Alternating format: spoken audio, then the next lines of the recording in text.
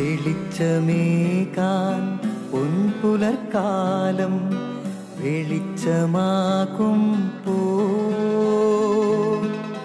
നുറുങ്ങുവെട്ടം പക്ഷിപരാഗം തെളിച്ചു കാട്ടും വരുന്നു ദൈവം മനസ്സിനുള്ളിൽ തിളക്കമേകിടാൻ തരുന്നു ധ്യാന പ്രകാശമാർക്കും വിളക്ക് വയ്ക്കുമ്പോൾ നുറുങ്ങുവെട്ടം ഇറങ്ങിടട്ടെ ഹൃദന്തമെല്ലാം യുഗപ്രകാശത്താൽ മറഞ്ഞിടട്ടെ മനാന്ധകാരം യുഗപ്രസാദത്താൽ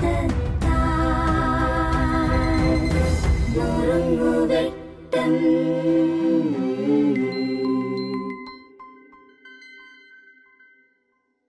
ദൈവത്താൽ അനുഗ്രഹിക്കപ്പെട്ടവരെ, വിശുദ്ധ മത്തായിയുടെ സുവിശേഷം 6-ാം അധ്യായം 25 മുതൽ തിരുവചനങ്ങളിൽ ദൈവപരിപാലനയിൽ ആശ്രയിക്കുവാൻ ഈശോ പറയുന്നുണ്ട്.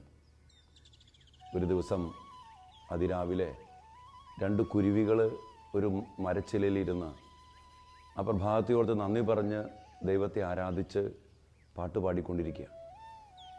അപ്പോൾ പെൺകുരുവി ശ്രദ്ധിച്ചു, ഒത്തിരിയേറെ മനുഷ്യർ ആകുലപ്പെട്ട് അസ്വസ്ഥതപ്പെട്ട് നിരാശയോടുകൂടി ഇങ്ങനെ പരിഭ്രാന്തിയോടുകൂടി ഓടി നടക്കുന്നു. അപ്പോൾ ആൺകുരുവിയോട് ചോദിച്ചു, ചേട്ടാ, എന്തുകൊണ്ടാണ് ഈ മനുഷ്യർ ഇതുപോലെ വേദനിച്ചിട്ടെന്ന പോലെ പരിഭ്രാന്തരായിട്ട് നടക്കുന്നത്?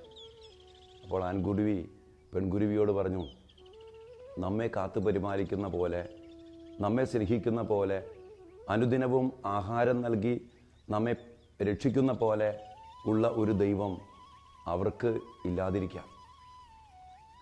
ഈശോ നമ്മോട് പറയുകയാണ്, നിങ്ങൾ ആകാശത്തിലെ പക്ഷികളെ നോക്കുവിൻ. അവ വിതയ്ക്കുന്നില്ല, കൊയ്യുന്നില്ല, കളപ്പുരയിൽ ശേഖരിക്കുന്നുമില്ല.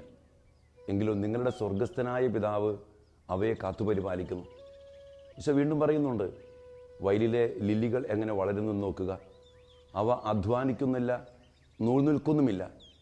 എങ്കിലും നിങ്ങളുടെ സ്വർഗസ്ഥനായ പിതാവ് അവയെ എത്രയോ മനോഹരമായിട്ട് അലങ്കരിക്കുന്നു. എൻ്റെ പ്രിയപ്പെട്ടവരെ, നമ്മുടെ ദൈവം നമ്മെ കാത്തുപരിപാലിക്കുന്ന ദൈവമാണ്. അവിടുന്ന് എപ്പോഴും നമ്മെ നോക്കുന്നുണ്ട്, നമ്മെ അറിയുന്നുണ്ട്.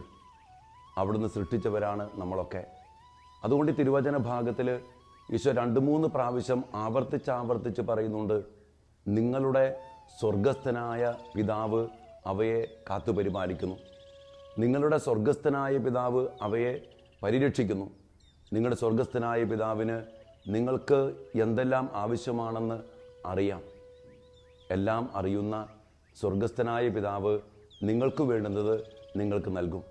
അതുകൊണ്ട് ഈശോ പറയുക, ആകുലപ്പെട്ടതുകൊണ്ട് ആയുസ്സിൻ്റെ ദൈർഘ്യം 1 മുഴം കൂടി നീട്ടാൻ നിങ്ങളിൽ ആർക്കും സാധ്യമല്ല. അതുകൊണ്ട് എന്തിന് നിങ്ങൾ ആകുലപ്പെടുന്നു, അസ്വസ്ഥതപ്പെടുന്നു? ഓരോ ദിവസത്തിനും അതതിൻ്റെ ക്ലേശം മതി. കർത്താവിൻ്റെ വലിയ സ്നേഹത്തിൽ, കർത്താവിൻ്റെ ഈ വലിയ പരിപാലനയിൽ നമ്മെ തന്നെ സമർപ്പിക്കുവാൻ നമ്മുടെ ദൈവം നമ്മോട് ആവശ്യപ്പെടുകയാണ്. ദൈവം നമ്മെ സമൃദ്ധമായി അനുഗ്രഹിക്കട്ടെ.